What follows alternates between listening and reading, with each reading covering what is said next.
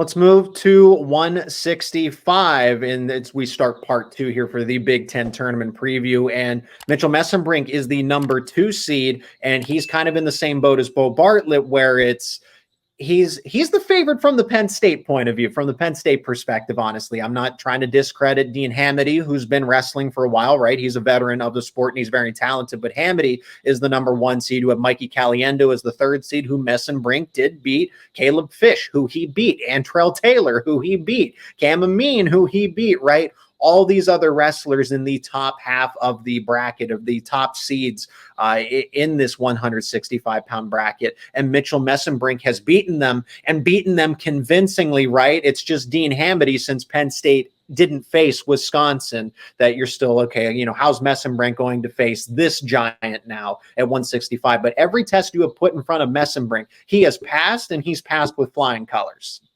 Yeah, he's just special. And listen, Cameron Amin being the number 6 seed tells you all you need to know about how good and deep 165 is here in the Big Ten. Yeah. But Mitchell Mesenbrink, to me, and since very early in the season, and I don't have a problem with where he's been ranked or anything like that. I'm not saying there's anything unfair there. I don't think there's any doubt in my mind going into this thing.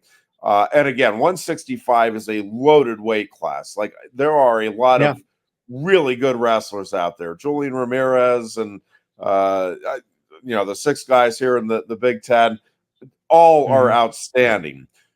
To me, there are 3 that are separate from the rest of the field. And it is no disrespect to Dean Hamady. And maybe Hamady goes out here and proves me wrong. Again, it's the great thing about wrestling. You can make all the predictions you want. The guys are going to go out there and settle in on the mat.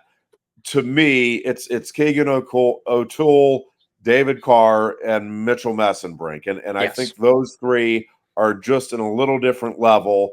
And again, I think Dean Hamady is a great wrestler. I think Michael Caliendo is spectacular. I mean, he is fun to watch. Caleb Fish is a really dangerous wrestler. That guy is never out of any bout against anybody. Cameron Amin, that he's going to keep coming. Antrell Taylor is a funky wrestler.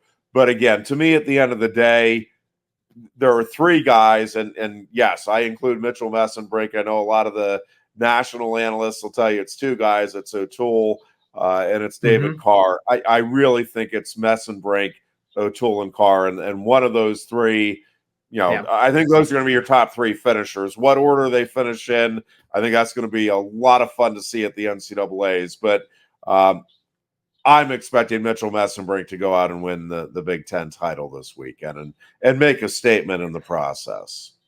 Well, and that's just it. I was going to go from the frame of mind that he's just going to continue to put prove the doubters wrong, put the world on notice. If you haven't bought into Mitchell Mesenbrink already, this is still the time to do it. And because I saw it when the pre-seeds were released, and I said, Dean Hamady's number, I figured it was going to be Mitchell Mesenbrink, and it's not to disrespect Hamady, right? He's had a great season, but if we're talking about terms of untapped talent and untapped potential here, and just the way that Messenbrink has won a lot of these matches, Messenbrink should be the favorite at 165 if he isn't already, and I think he does beat Hamady in the final, unless I could really see a Mitchell Mesenbrink versus Caleb Fish final at 165 with the way that the bracket sets up. Yeah, again, Fish he's just really, really dangerous. Like I'm with you. I think that I think both of those potential semifinal bouts are dandies. I know Messenbrink kind of controlled Caliendo in that first meeting. I do think Caliendo is one of the few guys that can go 7 minutes with Messenbrink in terms of keeping the energy level up and keeping the pressure. To be honest with you, and Messenbrink has been impressive in all of his bouts throughout the season. Right. That win over Caliendo, to me, the way he did it is as impressive as anything we've seen from him all season. I've got to believe Caliendo, it's been eating at him and the Iowa coaches. So I think there'll be some adjustments. The question is, again, does it matter when you have a kid like Mitchell Mesenbrink, because he is just, he is a combination of nonstop in your face coming at you, right, and terrific lung capacity, but he is also a really creative problem solver in terms of creating scoring opportunities and figuring out different ways to score against different guys. And again, to me, Zach, he is already right there with the David Taylors and the Jason Nolfs. I mean, to me, he's that caliber of wrestler. He just happens to be in a weight class where, again, I think Keegan O'Toole and Carr are both also elite wrestlers. I mean, I think those three are all elite. And I think that's going to be a whole lot of fun. I think this Big Ten tournament is going to be fun at 165, but I think at the NCAA's, look out, because that is going to be must-see wrestling.